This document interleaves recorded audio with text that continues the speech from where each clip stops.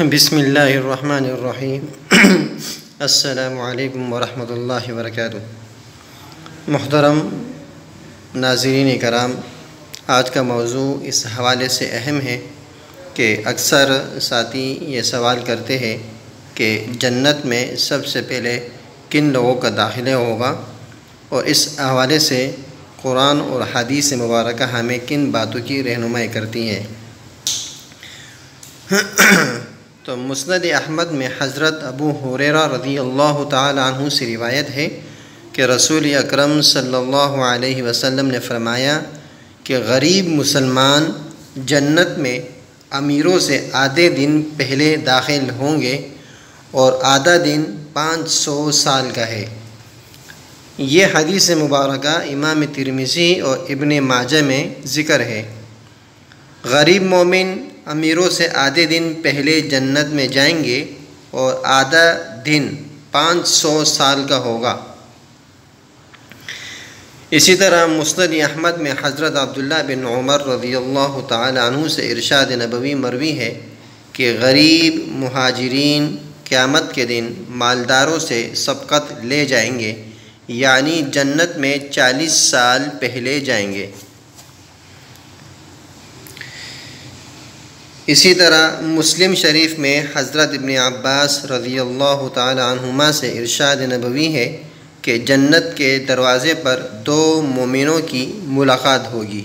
ایک غریب اور ایک مالدار کی۔ غریب تو جنت میں داخل ہو جائے گا، مگر امیر کو روک لیا جائے گا، اور اللہ تعالی مرضی کے مطابق جتنے بھی عرصے کے بعد وہ جنت میں داخل ہوگا،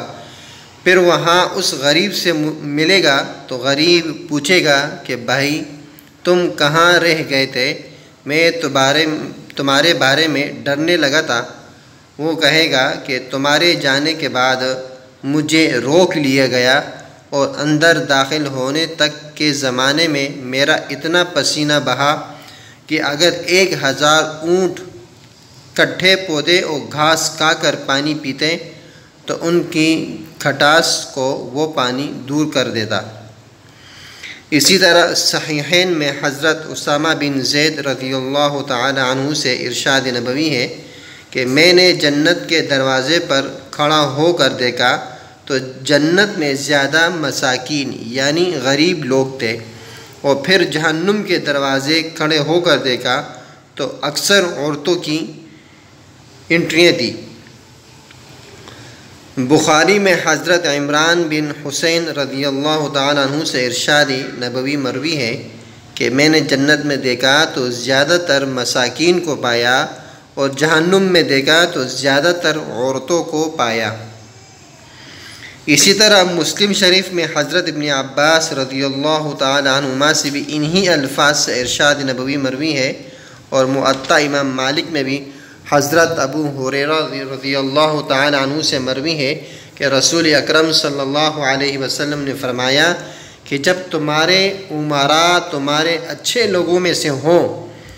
نقباء سخی ہوں، اور معاملات مشورے سے طے ہوتے ہیں،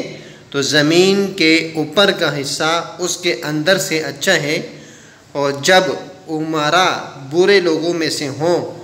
مالدار کنجوس ہوں، اور معاملات عورتوں کے حوالے ہو جائے، تو زمین کا پیٹ اس کے اوپر سے بہتر ہے۔ مسند احمد میں حضرت ابو سعید خدری رضی اللہ تعالی عنہ سے ارشاد نبوی ہے کہ مضر یہ قبیلہ ہے، اللہ کے بندوں کو ضرور ماریں گے حتیٰ کہ اللہ کی عبادت نہ کریں گے، اور پھر مؤمنین مضر کی پٹائی کریں گے کہ حتیٰ کہ وہ انہیں روک نہیں سکیں گے۔ اسی طرح ایک اور روایت حضرت انس رضی اللہ تعالی عنہ سے مروی ہے کہ قیامت اس وقت تک قائم نہ ہوگی جب تک لوگ مساجد میں فخر نہ کرنے لگے۔ یہ حدیث ابو داود، نسائی اور ابن ماجہ میں حماد بن سلمہ کی سند سے مروی ہے۔ ابو داود میں قتادہ کی سند سے اتنی بات زیادہ منقول ہے کہ صحرابوں کو سجایا جائے اور دل فخر و تکبر سے بھر جائے۔ اسی طرح مسند احمد میں علیم نامی راوی سے مروی ہے کہ ہم کسی جگہ بیٹھے تھے، وہاں ایک صحابی یعنی راوی فرماتے ہیں کہ یزید بن مروان کہتے ہیں کہ وہ میرا خیال ہے کہ انس